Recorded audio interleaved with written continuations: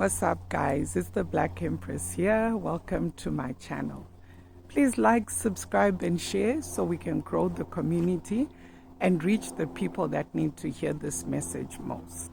Thanks for watching. So for the blind ones that think that I hate my ex, I don't. I definitely hate what he did to me. I'm definitely angry and bitter and resentful for everything that he put me through. Now, don't get me wrong, my sentiments around him and what he put me through have nothing to do with whether I think he's good or bad or whether I think he's a good person or not. But they have everything to do with the kind of person he was to me. And I just want to acknowledge my awareness of how everything he was to me was a result of his trauma, was a result of his upbringing, was a result of his pain and experiences and everything he went through. Now, that said, that doesn't justify him being what he was to me, but he was. So this content that I'm putting out, it's not to put him down, it's not to shame him, it's not to degrade him or make him into a vile person or anything. This content is for me. It has nothing to do with him. It's for me.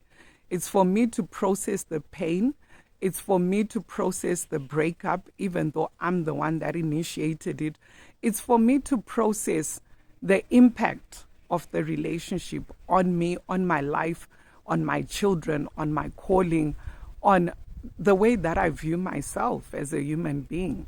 It has nothing to do with him. It has nothing to do with whether he's a good or bad person. But it has everything to do with me telling my story as part of the healing modality that I have chosen. Telling my story in his own words. And I just want to emphasize why that is important. For someone whose voice was suppressed in a relationship. For someone whose voice was invalidated during a relationship. Yes, I'm talking about how he never allowed me to express how I truly felt. And how every time I did, there were painful consequences. I'm talking about how every time I tried to speak, he would walk out and bang the door on me, robbing me of that opportunity to let him know how I feel. I'm talking about how he will blatantly tell me, shut up, every time I try to talk about how I feel and what I'm going through. I'm sorry, guys. I'm trying out this whole landscape thing and I'm not sure where to look. The camera is there, the screen is there. So yeah, if I'm looking crazy, just bear with me. It's the message that counts. I'm not comfortable looking at the mirror, so I'm just gonna look at the screen and finish saying my piece.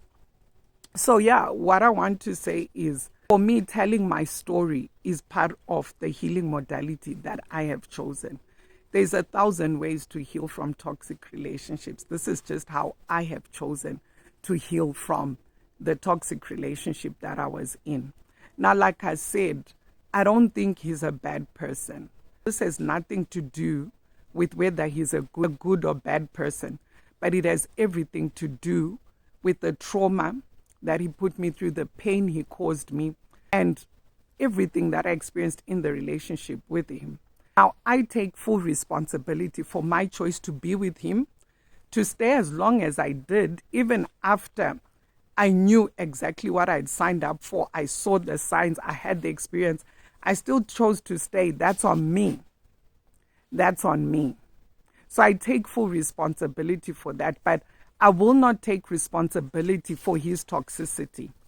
I will not take responsibility for his anger, his bitterness, his resentment towards me and women as a whole, which is what caused him to be what he was to me.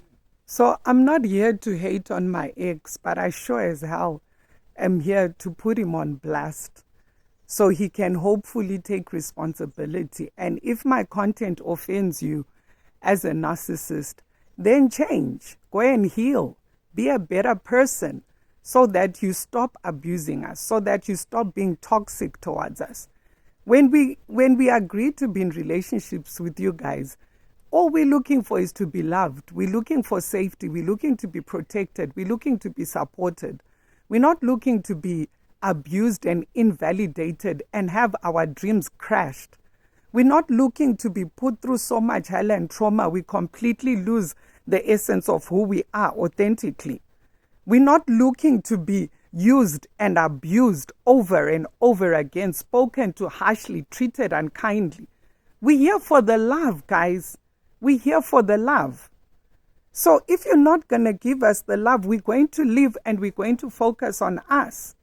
And you best believe there are other men out there doing the work. There are other men who've been toxic or who've been through trauma, who are working on their pain, who are working on their trauma, and they are ready to be better men, or they already are better men.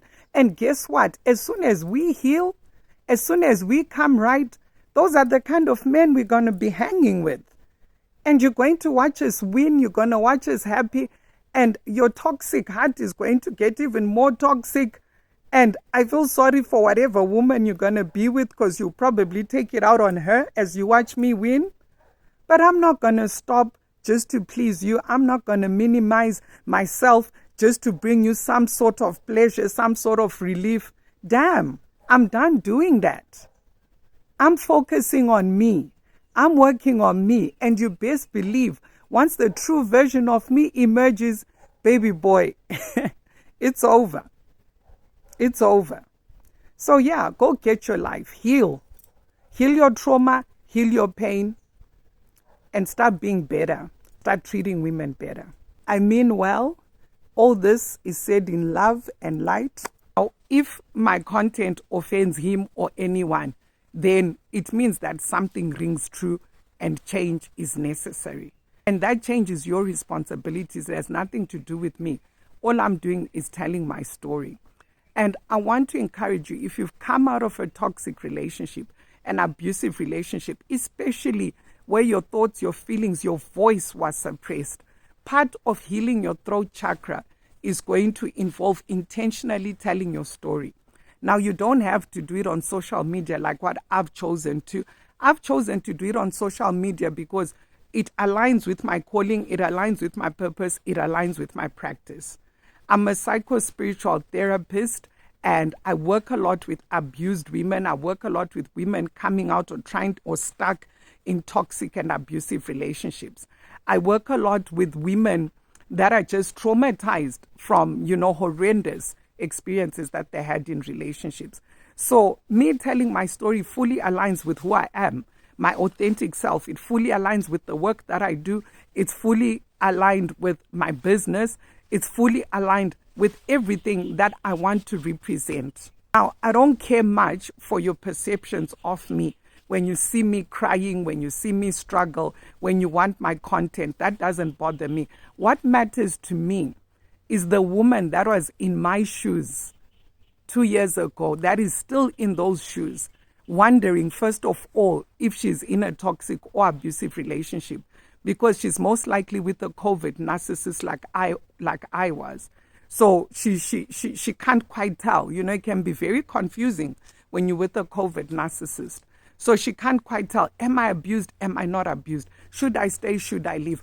I'm here for that woman that has been in a loveless, painful, traumatic marriage for years, and they don't have the strength to move and start again. That's what I'm here for. So I don't care much for your thoughts, your perceptions, or even my ex for that matter. That's not what I'm here. I'm here for my tribe.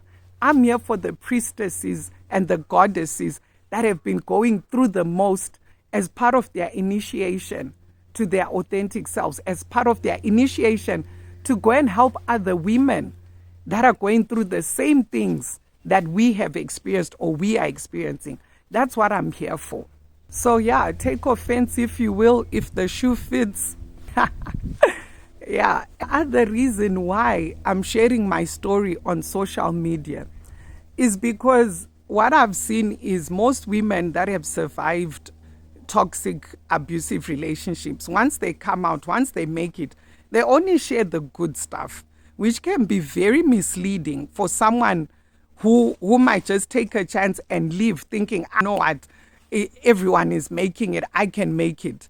And then they're faced with the horrors of what I'm going through now, the difficulties, the challenges, the struggles of living a toxic relationship and being alone, having to do everything on your own, having to deal with everything on your own.